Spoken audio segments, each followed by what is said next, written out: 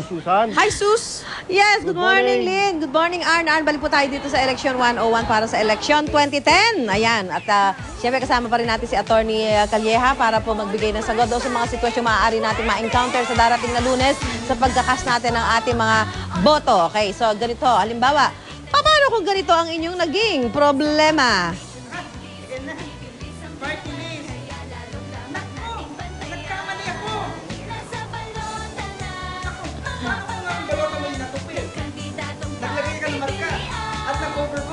Pwede pa kaya ang balota ko? Attorney, ano sagot dyan?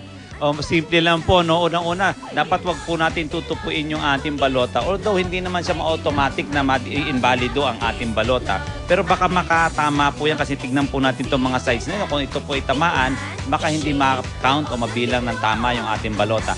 Unang batas po sa ating balota, isang botante. Wala hong ulit-ulit. So kung meron po kayo pagkakamali, wala hong bura, wala hong, kumaga tawag natin sa chess, touch move. Pag ginawa mo na, pag yan ay sinulat mo na, yun na po. So kailangan po, masusi po tayo, siguraduhin natin yung ating iboto at ilalagay bago po tayo magmarka. Dapat siguro yung mabuti. Tiyak na, ika nga. Paano naman kung ganito ang na-encounter yung problema sa Lunes?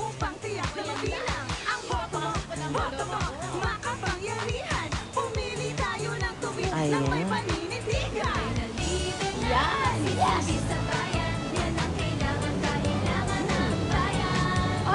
Paper insert?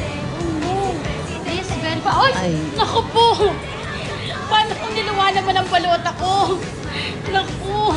Niluwa ng machine ang kanyang balota. Ibig sabihin po, pag po rineject yung balota, meron pong 4 na beses tayong pwedeng ipasok ang balota. So kung pinasok nyo ng isa, meron pa tayong 3 pagkakataon. At meron pong 4 na orientation po yan, harap at yung likod, pabaliktad, pwede po natin gawin yan. Pero kung sa pang-4 na beses at hindi pa rin ipinasok o hindi rineject pa rin ang ating balota, yun po itatatakan na po ng rejected. So meron po kayong 4 ng pagkakataon at yun lang naman pong rinireject, Susan, hindi naman yung ordinaryo. Ibig sabihin, peking balota, Xerox na balota, yung balota na hindi para sa presintong yon. Pero kung kayo ay nag-overvote lang, tatanggapin naman ang inyong balota. Yun lang hindi bibilangin yung pwesto na linagay nyo. At huwag nyo pong lalagyan itong mga barcode dito, itong mga code dito, kasi baka yan ay maging sanhire na pag-reject ng inyong balota. So, kung ganito naman ho ang naging eksena sa darating na Lunes, paano naman kayo magre-respond sa ganitong problema? Uy, Ano kaya? May, ano ka ba? Mukhang 8 hours ka na dyan na. Kasi ayaw nga, oh. Tinabot din Nako! na pa. Alam ko na yan! Oh. Nasira mo yung Picos machine! Ha? Sira yung makina! Ako nakasira? Kasi ayaw kunin eh! Ano na yan? Ha?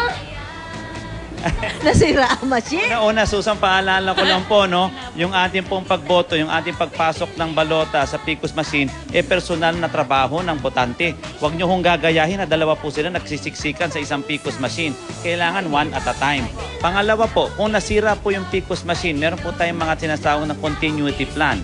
Yan lang po yung mangyayari. For example, ito po, the ballot cannot be scanned o hindi tinatanggap yung balota, yan po ay meron po tayong paraan dyan. Ang ano po ang paraan dyan, meron po tayo, Susan, 6,000 na spare Picos machine na pwede po natin gamitin sa buong bansa. So 6,000 po yan. So marami po tayong spare Picos machine. At pag nagkulang naman yung spare Picos machine, we can also use Picos of another machine. At kung talagang sabihin na napakamalas, pero sa tingin mo naman, Susan, yung bang 76,000 masisira isang araw, sobra-sobra naman yun, ano? Pero pwede pa rin tayong bumilang mano-mano. Ibig sabihin na pag nasira ang Picos machine, tapos na, hindi na magkakaroon ng botohan doon sa isang lugar. Dahil definitely may pampalit. May pampalit at definitely wala hong failure of election. Tuloy-tuloy po ang ating botohan. Maraming salamat po. So magbabalik po tayo dito mamaya sa ating Election 101 kaugnay ng Election 2010. Siyempre kasama pa rin po natin si Attorney Calleja ng PPCRB. Pansamantala, tingnan po natin ang mga pangyayari dito po sa Hiritan.